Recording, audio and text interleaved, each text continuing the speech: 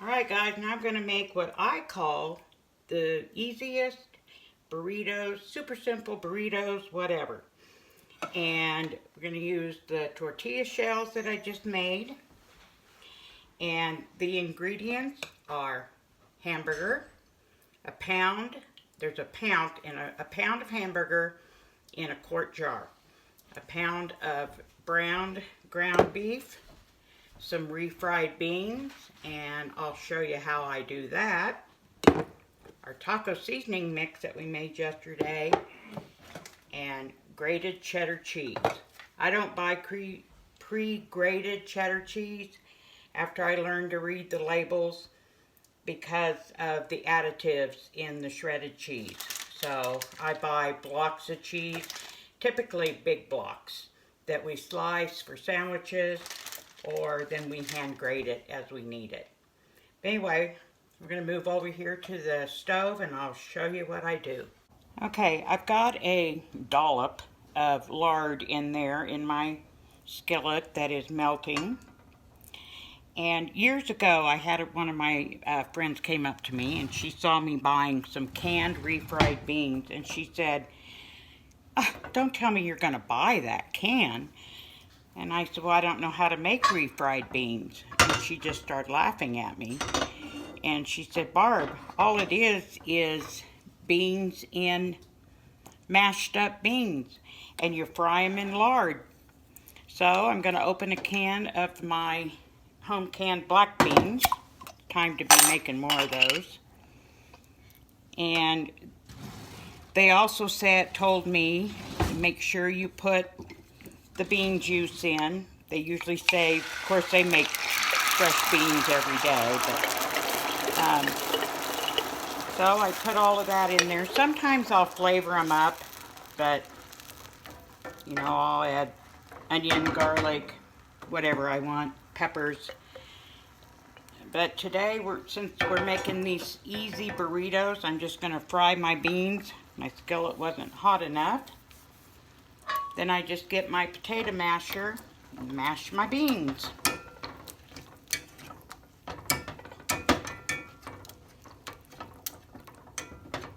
Now, if you like your refried beans more pureed, you can throw them into a blender or something and puree them and then fry them. But I should have let my skillet get just a little bit hotter so they would fry up good. Because the idea is to fry the beans and then mash them. Okay, I've got these smashed up good enough for me. I'm going to let them simmer a little bit and simmer some of that liquid off.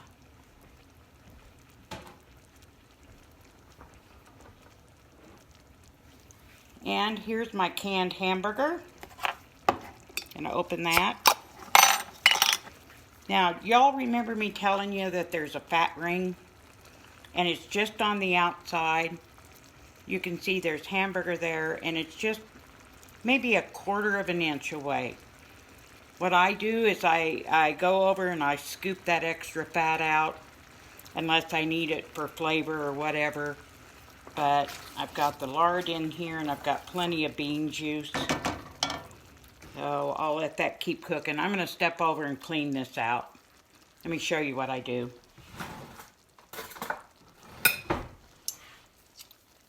All you got to do is I get a spoon and then just go around the edge and remove that. Easy peasy. Okay, now usually I use a wide mouth lid jar. It's easier to get it out, but this is fine. Remember, the hamburger's cooked, so basically all I got to do is warm it up.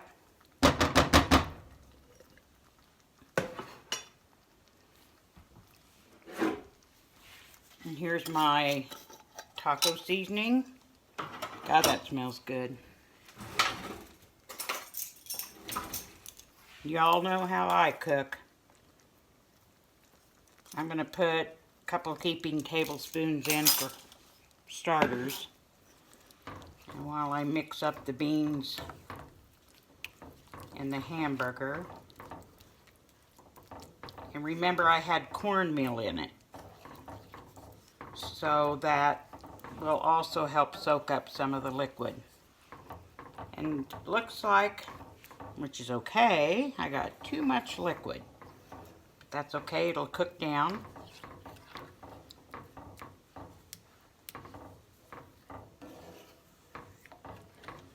If you're making this at home and don't have, just buy 1 can of refried beans, brown up a pound of hamburger,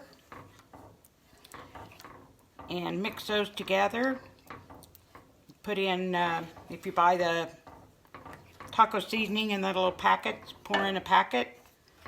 It says to add water, I usually don't. But you'll just have to see the consistency of your mixture. And since I got a little bit too much liquid in here, I'm going to have to let it simmer down just a little bit. Okay guys, let's put together the burritos. Looky there. If anybody is particular about wanting your sizes, don't take directions from me. So, first thing I'm going to do, take some of the meat and bean mixture.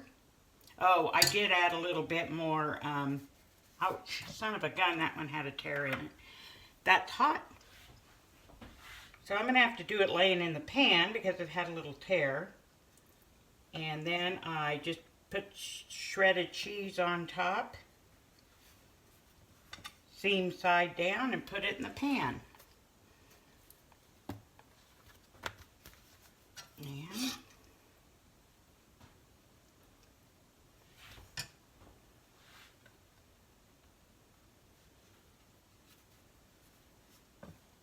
anyway, I'll keep filling up my pan and then I'll come back and show you what I do next.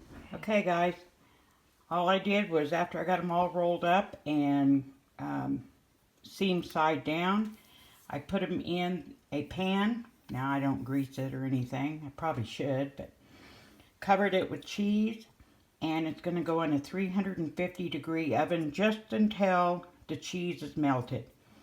I like it in the oven better because the shells always get tough if you put them in the microwave. And I kind of like the crispiness when it comes out of the oven. And here's the finished product. It probably took 10 minutes in the oven is all. Just enough to melt the cheese. Now I need to point something out. See those black spots? We don't call that burned. We call that caramelized. Those are where those bubbles were, and they get done before. And what do you think I'm serving with it? Salsa. Good morning, guys. I've got my quick and easy burrito video almost ready to upload, and I'm going to tack something else really quick and easy onto it.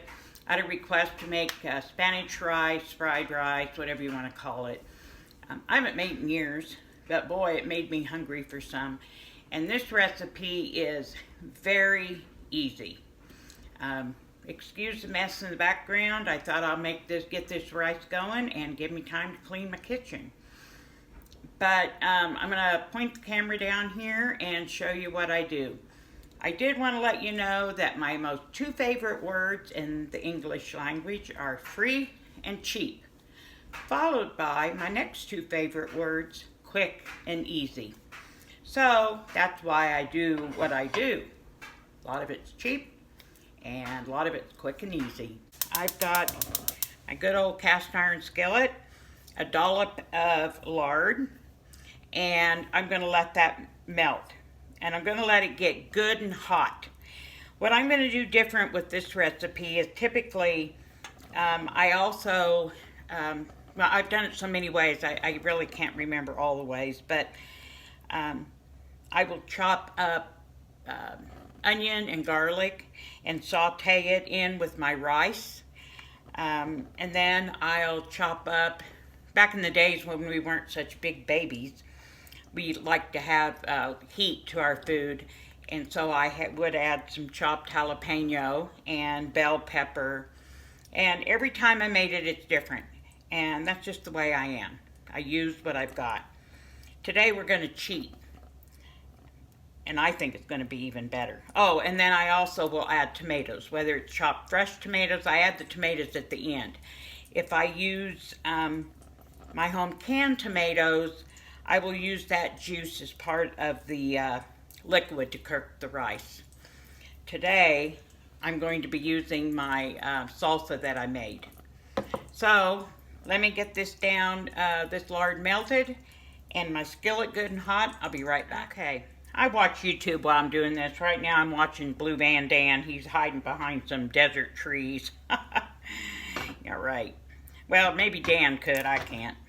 All right, my skillet's good and hot. You can see it smoking. I got the lard in there. What I do is I've dumped in, this time I'm using brown rice. I typically do use brown rice.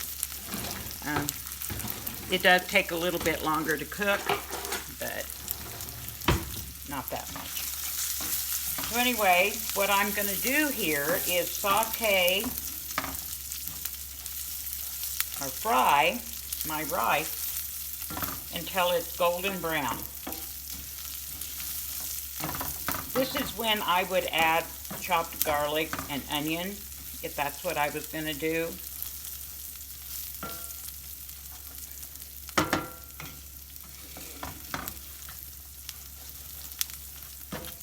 I guess you don't need to watch me fry this rice. Okay, this is browned enough for me. Oh, I got a couple of those caramelized pieces. Won't that be good? Give it a good roasted flavor, right? Anyway, you fry your rice. A little bit of lard until it's all nice and golden brown, and it really does give it a great flavor. Kind of a roasted, toasted flavor. And yes, it does make a difference. Rather than just plain old cooking it. Alright, what I'm going to do now, like I said, I'm going to use my salsa as part of the liquid. I used a cup of brown rice. So, I'll use, whoo, that's a poppin'.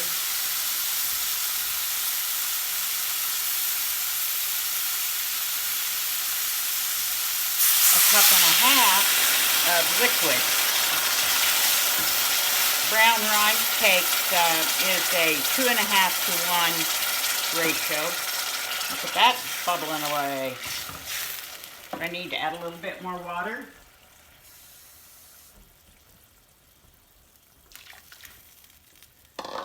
Now, this is brown rice. It takes a little bit longer, so it could be up to 45 minutes to an hour. I'm going to let this simmer. I'll try to remember how long it took. It's 11:30 a.m. right now. Oh, I have a disclaimer. On my burritos video, I said that I had a quart jar of hamburger and that was a pound. That was wrong. A quart jar is 2 pounds. A pint jar is what I used. It was a pint, which is 1 pound of meat. Alright guys, it has cooked all the liquid out, and I'm going to let it set for probably another 15-20 minutes or so, and let it finish doing its thing. But I did taste it, and it is delicious. Another quick and easy meal. Alright guys, have a great day.